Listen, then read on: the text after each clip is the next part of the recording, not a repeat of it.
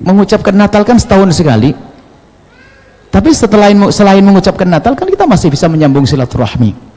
Jadi kalau ada orang Islam atau orang Nasrani masih bahas masalah Natal, mengucapkan Natal, ini adalah unik sekali. Makanya kami sampaikan kepada kaum Nasrani, kami tidak pernah menuntut Anda untuk mengucapkan selamat hari raya. Bahkan kalaupun orang Nasrani mengatakan bagi kaum Nasrani mengucapkan selamat hari raya adalah haram, saya katakan sah fatwa Anda, sebab memang ini hari raya saya kok, kamu tidak usah ikut-ikutan, kan begitu, selesai. Begitu sebaliknya, Anda pun harus ngerti, saya tidak perlu ikut-ikutan hari Natal Anda, selesai, itu urusanmu. Jadi bukan berarti di saat ada ulama mengatakan mengucapkan Natal adalah nggak boleh, itu lalu bertentangan dalam urusan keharmonisan. Tidak, Anda pun orang Nasrani, saya tidak pernah, kalau Anda tiba-tiba ada yang mengucapkan selamat hari Idul Fitri, suka-suka Anda. Kalau Anda tidak mengucapkan selamat hari Idul Fitri, saya tidak pernah pusing kok, tidak pernah saya pikirkan, bahkan saya tidak minta, bahkan saya tidak menuntut kepada Anda. Bahkan kalau seandainya ada fatwa besar di gereja bahwasanya mengucapkan selamat hari raya Idul Fitri adalah haram, lu nggak ada masalah, saya tidak punya urusan dengan Anda. Ini hari raya saya, sahabat saya, saudara saya, kaum muslimin. Makanya kadang ini toleransi itu adalah dijadikan bahan untuk menggencat umat Islam. Dipikir kalau sudah umat Islam tidak mau mengucapkan selamat Natal lalu dianggap memusuhi kebersamaan. Tidak. Sama orang Nasrani pun, saya tidak pernah menuntut orang Nasrani menghadiri perayaan Maulid Nabi. Saya tidak pernah minta, ya kan? Tidak pernah saya menyuruh mereka untuk merayakan hari raya Idul Fitri atau Idul Adha. Tidak pernah saya minta. Kalau mereka ada yang ngikut, ya suka-suka. Baik, jadi sederhana. Baik, kemudian berarti ini permasalahan adalah mereka punya pemahaman yang salah. Nasrani yang salah ya begitu. Kalau Nasrani yang benar, saya ketemu dengan tokoh-tokoh yang Nasrani. Waktu ini saya ada, ini diskusi, ada dialog agama di dialog nasional waktu itu. Ada tokoh Nasrani, namanya sama benar nama saya. Nama Yahya itu kan nama yang akrab juga di dunia. Saya diskusi bahwasanya ini adalah masalah masalah agama, perbandingan agama. Akhirnya sebelum saya, ini masalah menjelang Natal, sebelum saya ditanya tentang Natal, kebetulan mau menjelang perayaan Maulid Nabi di Cirebon. Ini kisahnya 4 tahun yang lalu atau 5 tahun yang lalu. Saya tanya, Bapak, saya punya acara besar setelah ini, bulan yang akan datang atau 2 bulan yang akan datang, saya punya acara besar, yaitu acara untuk mengagungkan, membesarkan pengakuan kepada Nabi Muhammad SAW. Anda akan saya undang, Anda kira-kira datang atau tidak? Dia bingung, mau jawab tidak kan tidak enak, mau jawab iya. Sudah saya ajari, Anda tidak usah datang karena Anda memang tidak percaya dengan Nabi saya, dan saya tidak boleh marah. Oh iya betul seperti itu. Oke, setuju? Anda tidak usah datang dan saya tidak akan marah. Karena apa? Anda tidak percaya dengan Nabi saya. Suka-suka. Kalau Anda datang suka-suka, kalau Anda tidak datang pun Anda tidak marah. Bahkan kalau saya berpendapat begini, Anda setuju enggak? Orang Nasrani tidak boleh menghadiri, dan saya mengatakan bahasanya fatwa Anda sah. Iya. Anda tetap terjaga, maka bisa saja mau ucapkan greeting selamat Natal, boleh saja, karena akidah Anda. Bahkan kalau saya mau berkata selamat Natal, itu di Quran ada selamat Natal. Yang pertama mengucapkan selamat Natal itu Isa alaihissalam. Di Quran dikatakan waktu dia lahir, wassalamun alayya yauma wulidtu wa yauma amutu wa yauma ub'atsu hayya.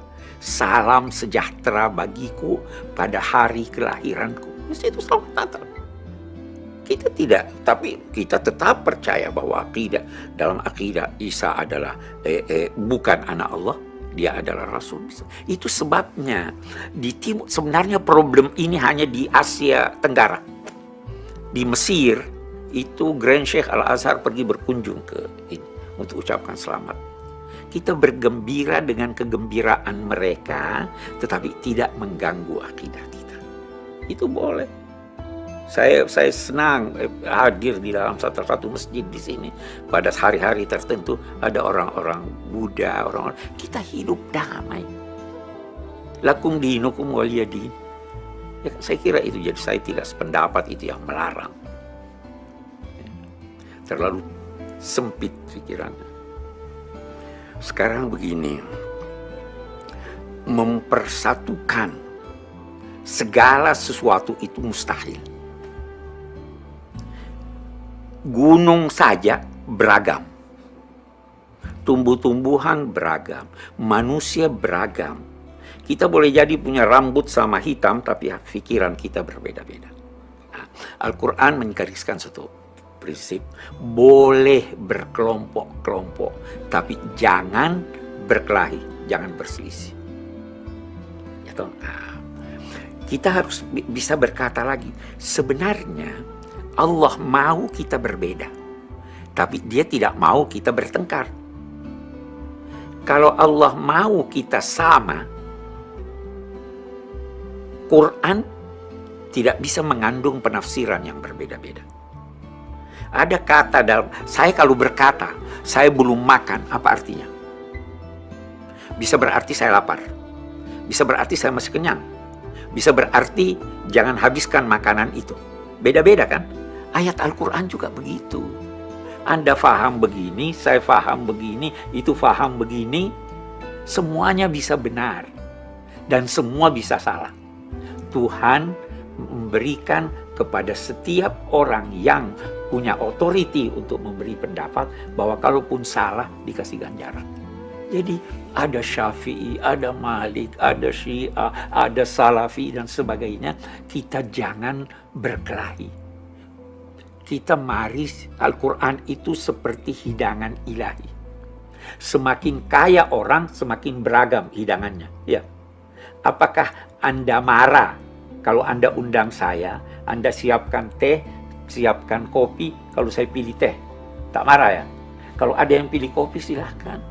Ada yang pilih teh, kita bisa bersatu.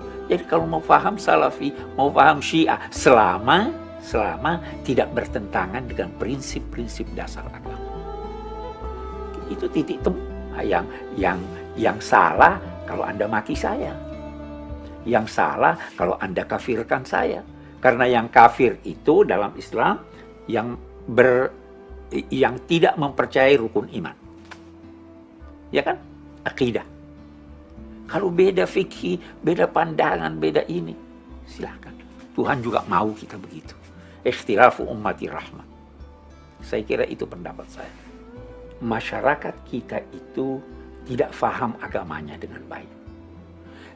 Ulama-ulama kita tidak mampu menjelaskannya kepada mereka dengan baik. Nah, jadi ada yang berkata bahwa cuma satu yang benar. Mestinya kita ajarkan bahwa dalam rincian ajaran agama itu bisa bermacam-macam yang benar. Saya beri contoh. 5 tambah 5 berapa? 10. 9 salah. Ya kan? Oke. Tuhan tidak tanya 5 tambah 5 berapa. Yang dia tanya 10 berapa tambah berapa. 7 tambah 3 benar. 6 tambah 4 benar. 5 tambah 5 benar. Bisa beragam. Ya kan? Nah, ini yang kita harus ajarkan pada masyarakat. Syafi'i benar. Malik benar. Syiah Itsna Asyariyah benar. Kalau Syiah yang berkata Nabi Muhammad bohong, kita tidak terima. Nah, ya kan? Ini begitu. Salafi benar menurut dia. Boleh jadi menurut saya tidak benar. Tetapi mari kita hidup damai bersama-sama. Itu tuntunan ulama sejak dulu. Jadi dia menghormati. Itu sebabnya. Di dalam Al-Quran ada ayat. Yahdi bihillahu manittaba'a ridwanahu subulas salam. Allah memberi petunjuk kepada hamba-hambanya yang mencari ridhonya. Jalan-jalan kedamaian. Jalan-jalan. Banyak jalan. Orang berkata banyak jalan menuju ke Roma ya. Lebih banyak jalan menuju ke sorga. Anda mau jalan di sini silahkan, mau jalan di situ silahkan. Yang penting kita menuju kepada Allah Subhanahu Wa Taala. Itu sebenarnya itu yang digambarkan oleh ulama-ulama dulu. Itu sebabnya ada riwayat yang berkata semua umatku akan terbagi umatku menjadi 73 golongan, semua masuk sorga kecuali satu. Bukan ada riwayat lain semua masuk neraka kecuali satu. Guru saya Syekh Abdul Halim berkata, riwayat yang lain berkata semua masuk sorga kecuali satu. Udahlah, mari kita ramai-ramai masuk sorga walaupun kita beda.